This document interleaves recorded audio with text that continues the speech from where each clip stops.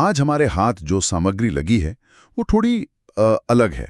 कोई लंबा चौड़ा लेख नहीं, कोई रिसर्च रिपोर्ट नहीं, बल्कि सिर्फ एक श्लोक, संस्कृत का एक अकेला श्लोक और साथ में उसका हिंदी अनुवाद और एक छोटा सा सार। और हमारा काम है इस एक श्लोक की परतों को खोलना, क्योंकि ये सिर्फ एक पंक्ति नहीं है ना? इसमें रणनीति, नेतृत्व और अनुशासन का मतलब एक पूरा का पूरा दर्शन छिपा है, जो हजारों साल बाद भी उतना ही, आप कह सकती हैं, ताजा और प्रासंगिक है। बिल्कुल। तो वो श्लोक है, अयनेषु च सर्वेषु यथा भागम अवस्थिता भीष्ममेवाभिरक्षन्तु भवन्ता सर्व एव हि। और इसका हिंदी में जो मतलब है वो है, हे कुरुवीरों, सब मोर्चों पर अपनी अपनी जगहों पर डटे रहो और आप सब मिलकर पितामह भीष्म की ही रक्षा करो। एकदम सीधा और स्पष्ट आदेश लगता है सुनने में। हाँ, लेकिन यहीं पर मतलब मेरे मन में पहला सवाल उठता है। आप सोचिए, महाभारत का युद्ध शुरू होने वाला है, दोनों तरफ लाखों सैनिक हैं, बड़े बड़े योद्धा हैं, माहौल में एक अजीब सा तनाव और जोश है। बिल्कुल। और ऐसे में सेनापति का पहला आदेश है, हमला करो नहीं बल्कि रक्षा करो। ये थोड़ा अजीब नहीं लगता? एक तरह से ये एक रक्षात्मक मानसिकता या शायद डर की निशानी नहीं है? मतलब एक आत्मविश्वासी लीडर तो पहले दिन ही आक्रमण का आदेश देता। ये बहुत ही दिलचस्प सवाल है, क्योंकि ये हमें सीधे रणनीति के मतलब उसके दिल में ले जाता है। ये आदेश कौरव सेना के प्रमुख दुर्योधन का है, और ये डर नहीं बल्कि एक गहरी सूझबूझ का प्रतीक है। दुर्योधन कोई मूर्ख सेनापति नहीं था। वो जानता था कि उसकी सेना का सेंटर ऑफ ग्रेविटी, उसकी सबसे बड़ी ताकत और सबसे बड़ा मनोवैज्ञानिक हथियार कौन है? पितामह भीष्म। पितामह भीष्म, जिन्हें इच्छा मृत्यु का वरदान था। मतलब उन्हें कोई मार नहीं सकता था जब तक वो खुद न चाहें। बिल्कुल। जब तक भीष्म मैदान में खड़े हैं, कौरव सेना को हराना लगभग नामुमकिन है। वो सिर्फ एक योद्धा नहीं, वो एक संस्था थे। उनका होना ही पांडव सेना के मनोबल पर भारी पड़ता था। इसलिए दुर्योधन की पहली प्राथमिकता ये नहीं थी कि पहले दिन कितने दुश्मन मारे जाएं। नहीं, उसकी पहली प्राथमिकता थी कि उसका सबसे मजबूत स्तंभ, उसका किंग पीस, वो सुरक्षित रहे। ये बिल्कुल शतरंज के खेल जैसा है ना? हाँ बिल्कुल। जहां आप अपने राजा को बचाने के लिए सब कुछ दांव पर लगा देते हैं, क्योंकि अगर राजा बचा रहा तो खेल बचा रहेगा। तो ये डर नहीं, ये सामरिक धैर्य है। अच्छा, तो ये एक सोची समझी रणनीति थी। सिर्फ भीष्म को बचाने पर ध्यान केंद्रित करो, बाकी सब कुछ उसके बाद आएगा। तो फिर इस रणनीति को अमल में कैसे लाया गया? श्लोक में इसके बारे में क्या कहा गया है? यहीं पर श्लोक का पहला हिस्सा काम आता है, अयनेषु च सर्वेषु। अयनेषु च सर्वेषु। हाँ, इसका मतलब है सभी दिशाओं में या सभी मोर्चों पर। दुर्योधन ये नहीं कह रहा कि सामने से भीष्म की रक्षा करो, वो कह रहा है कि हर तरफ से, हर मोर्चे पर अपनी अपनी जगहों पर तैनात रहो। ये एक, क्या कहते हैं, 360 डिग्री सुरक्षा की बात है। अच्छा। वो जानता था कि पांडवों के पास कृष्ण जैसी रणनीतिक सोच है, वो कोई सीधी चाल नहीं चलेंगे। हो सकता है वो ध्यान भटकाने के लिए एक तरफ से हमला करें और असली चोट कहीं और से करें। मतलब ये किसी किले की सुरक्षा करने जैसा है। आप सिर्फ मुख्य दरवाजे पर पहरेदार नहीं लगा सकते, आपको हर दीवार पर, हर मीनार पर, हर गुप्त रास्ते पर नजर रखनी होती है, क्योंकि दुश्मन हमेशा वहीं से हमला करता है जहां उसे सबसे कमजोर कड़ी दिखती है। एक भी चूक हुई और पूरा किला ढह सकता है। आपने बिल्कुल सही पकड़ा।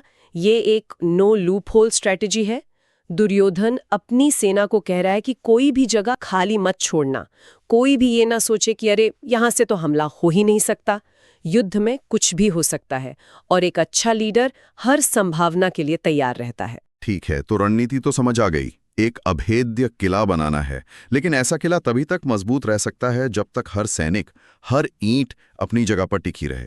अगर कोई एक सैनिक भी जोश में आकर अपनी जगह छोड़ दे तो दीवार में एक छेद हो जाता है। और यहीं से इस श्लोक का दूसरा अहम पहलू सामने आता है, जो है अनुशासन।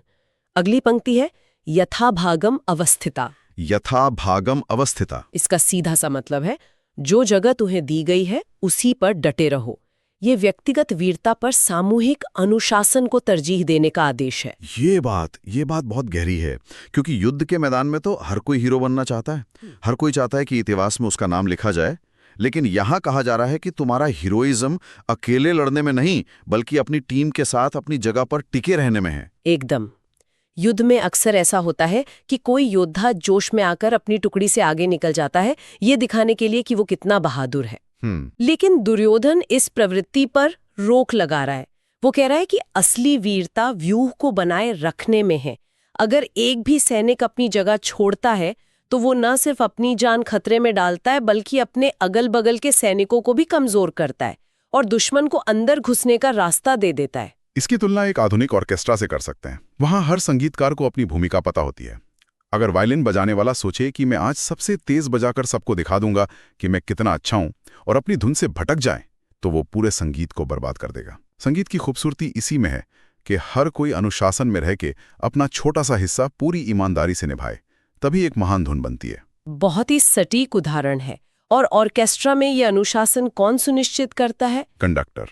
इसी तरह सेना में ये काम लीडर का है और ये हमें श्लोक के तीसरे और सबसे महत्वपूर्ण हिस्से पर लाता है, नेतृत्व। अच्छा। दुर्योधन का आदेश यहाँ बिल्कुल साफ, सीधा और एक सूत्री है, भीष्ममेवाभिरक्षन्तु। भीष्ममेवाभिरक्षन्तु, पॉइंट एजेंडा। मैं ये समझने की कोशिश कर रहा हूं कि ये इतनी स्पष्टता क्यों जरूरी थी। क्या होता अगर आदेश थोड़ा अस्पष्ट होता, जैसे बहादुरी से लड़ो और हमारे मुख्य योद्धाओं की रक्षा करो? अगर आदेश अस्पष्ट होता तो मैदान में हाहाकार मच जाता। हर सेनापति अपने हिसाब से उसकी व्याख्या करता। कोई द्रोण को बचाने लगता, कोई कर्ण को। सैनिकों में भ्रम होता कि हमारी प्राथमिकता क्या है, अर्जुन पर हमला करना है या भीम को रोकना है। सही बात है। दुर्योधन इस सारे कंफ्यूजन को एक झटके में खत्म कर देता है। वो कहता है सब कुछ भूल जाओ, तुम्हारा एक ही काम है, एक ही मिशन है, भीष्म को सुरक्षित रखना। एक अच्छा लीडर अपनी टीम को कभी भी मिले जुले संदेश नहीं देता, वो धुंध को साफ करता है। तो एक लीडर का काम सिर्फ आदेश देना नहीं, बल्कि अपनी टीम के लिए प्राथमिकताओं को इतना साफ कर देना है कि उन पर कोई सवाल ही ना उठे। जब लक्ष्य बिल्कुल शीशे की तरह साफ हो तो टीम के लिए उसे हासिल करना आसान हो जाता है। और ये बात श्लोक के अंत में और भी मजबूत हो जाती है, भवन्तः सर्व एव ही। भवन्तः सर्व एव ही। इसका मतलब है आप सब मिलकर। ये नेतृत्व का एक और कमाल का गुण है, सबको साथ लेकर चलना। दुर्योधन ये काम किसी एक टुकड़ी या कुछ चुनिंदा योद्धाओं जैसे द्रोण या कृपाचार्य को नहीं सौंप रहा। वो कह रहा है कि ये पूरी सेना की सामूहिक जिम्मेदारी है। चाहे कोई पैदल सैनिक हो या महारथी, सबका एक ही कर्तव्य है। तो ये सिर्फ एक टॉप डाउन ऑर्डर नहीं है, बल्कि एक साझा मिशन बनाने की कोशिश है। वो कह रहा है ये हमारा काम है, हम सबका। ये टीम के हर सदस्य को महत्वपूर्ण महसूस कराता है। ऐसा नहीं है कि डिफेंस वाले भीष्म को देखेंगे और अटैक वाले आगे बढ़ेंगे। नहीं, यहाँ पूरी टीम ही डिफेंस है। बिल्कुल। तो अगर हम इन तीनों चीजों को जोड़ के देखें, एक 360 डिग्री रणनीति, उसे लागू करने के लिए कठोर अनुशासन और उस अनुशासन को बनाए रखने के लिए एक स्पष्ट और एकल नेतृत्व वाला लक्ष्य, तो ये सिर्फ एक लड़ाई का आदेश नहीं रह जाता, ये किसी भी संगठन को चलाने का एक ब्लूप्रिंट बन जाता है। ये दिलचस्प है। तो आप कह रही हैं कि ये सिद्धांत आज भी जैसे किसी कंपनी को चलाने में लागू हो सकते हैं? क्यों नहीं? सोचिए, हर संगठन में एक भीष्म होता है। वो कोई व्यक्ति हो सकता है, जैसे कंपनी का सीईओ या सबसे अनुभवी इंजीनियर। वो कोई तकनीक हो सकती है, जैसे किसी सॉफ्टवेयर कंपनी का मुख्य कोड या उसका डेटा सर्वर। या वो कोई अमूर्त चीज हो सकती है, जैसे किसी अखबार की विश्वसनीयता या किसी ब्रांड का भरोसा। अच्छा, ये सोचने वाली बात है। जैसे एक टेक स्टार्टअप के लिए उनका भीष्म शायद उनका यूजर डेटा और प्राइवेसी पॉलिसी है। अगर वो लीक हो गया तो बाकी सब कुछ, सेल्स, मार्केटिंग, नए फीचर्स, सब बेकार हो जाएगा। बिल्कुल सही। और एक अच्छे लीडर का पहला काम होता है अपने संगठन के उस भीष्म को पहचानना और फिर पूरी टीम को उसकी सुरक्षा के लिए एकजुट करना। अनेषु च सर्वेषु, यानी हर डिपार्टमेंट को, चाहे वो फाइनेंस हो, एचआर हो या ऑपरेशंस, हर तरफ से उस मुख्य संपत्ति की रक्षा करनी होगी।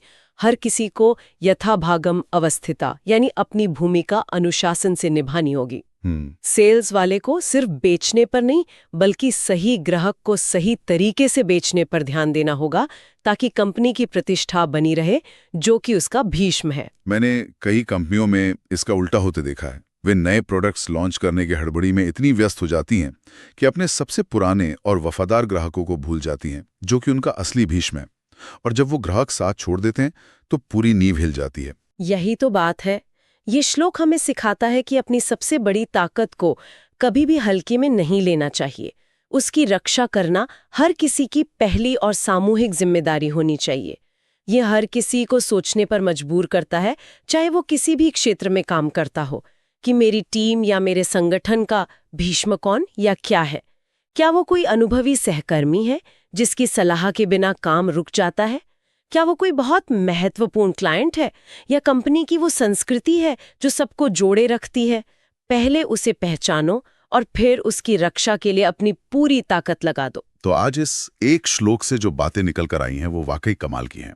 अगर सार निकालना चाहें तो पहली बात है स्पष्ट नेतृत्व। एक लीडर का काम है अपनी टीम को एक बिल्कुल साफ, सरल और एकल लक्ष्य देना, कोई भ्रम नहीं। दूसरी बात, रणनीतिक अनुशासन। हर किसी को अपनी भूमिका पता होनी चाहिए और उस पर डटे रहना चाहिए।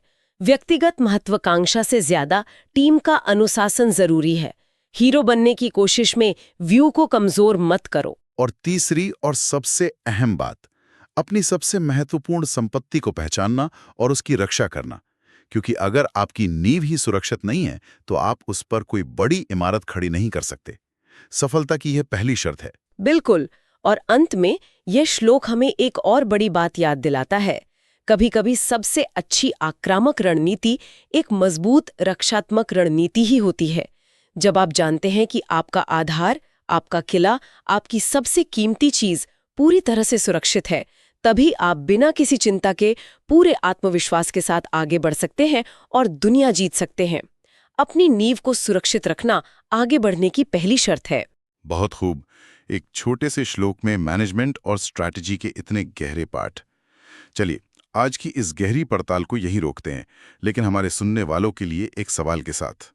ये सब तो ठीक है कि एक संगठन के तौर पर अपनी सबसे बड़ी ताकत की रक्षा करना सर्वोपरि है, लेकिन तब क्या होता है जब आपका भीष्म यानी वो व्यक्ति या चीज जिसकी रक्षा करना आपका सबसे बड़ा कर्तव्य है, वही आपके संगठन के भीतर किसी गहरे नैतिक संघर्ष या दुविधा का स्रोत भी हो, जैसा कि महाभारत में भीष्म के साथ था।